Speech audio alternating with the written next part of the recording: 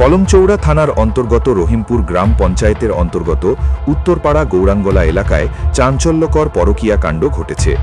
অভিযোগ, স্থানীয় প্রভাবশালী নেতা পরিবারের সন্তান রাসেল আহমেদ, পিতা কনু মিয়া, দুই সন্তানের জননী নেরু আক্তারের সঙ্গে অনৈতিক সম্পর্কে জড়িয়ে এলাকায় ঢুকে পড়লে ক্ষুব্ধ জনতা তাকে ধরে গণধোলাই দেয়।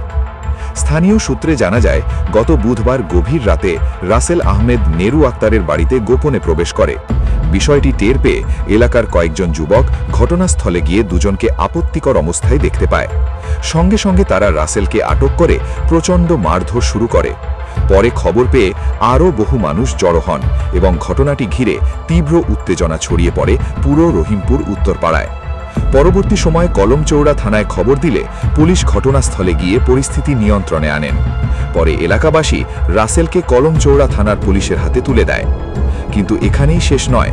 এলাকাবাসীর অভিযোগ, রাসেলকে থানায় হস্তান্তরের পর খুব অল্প সময়ের মধ্যেই তার পিতা কনু মিয়া এবং ভাই, যারা স্থানীয় পঞ্চায়েতের সক্রিয় নেতা, থানায় গিয়ে উচ্চ পর্যায়ের প্রভাব খাটিয়ে রাসেলকে ছাড়িয়ে নিয়ে যায়।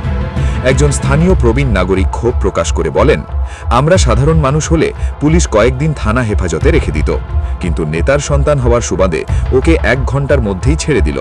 আইন কি শুধু গরিবের জন্য? অভিযোগের পাহাড় রাসেলের বিরুদ্ধে। এলাকাবাসীর দাবি, রাসেল দীর্ঘদিন ধরে নানা অপকর্মে জড়িত, কিন্তু পরিবারের রাজনৈতিক প্রভাবের কারণে কেউ ভয়ে মুখ খুলতে সাহস পায়নি। কেউ প্রতিবাদ করলে পরিবারটি নানাভাবে হুমকি দেয় বলে অভিযোগ। একজন প্রতিবেশী জানান, এটা প্রথমবার নয়, আগেও রাসেলের বিরুদ্ধে এমন অভিযোগ উঠেছে। রহিমপুর বাজার থেকে শুরু করে উত্তরপাড়া পর্যন্ত এখন আলোচনার কেন্দ্রবিন্দু এই পরকীয়া কাণ্ড। সাধারণ মানুষ ক্ষুব্ধ।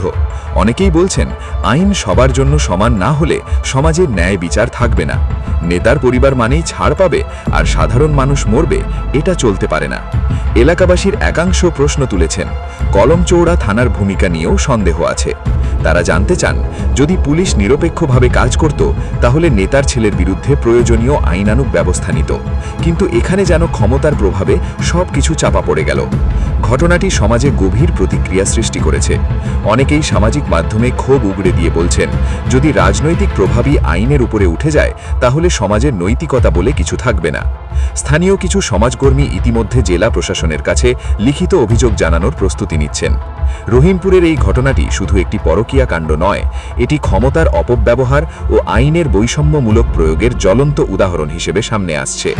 সাধারণ মানুষের একটাই দাবি, অপরাধী নেতা হোক বা সাধারণ মানুষ, আইনের চোখে সবাই সমান হতে হবে।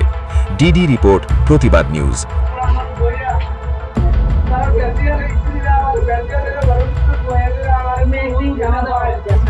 সাধারণ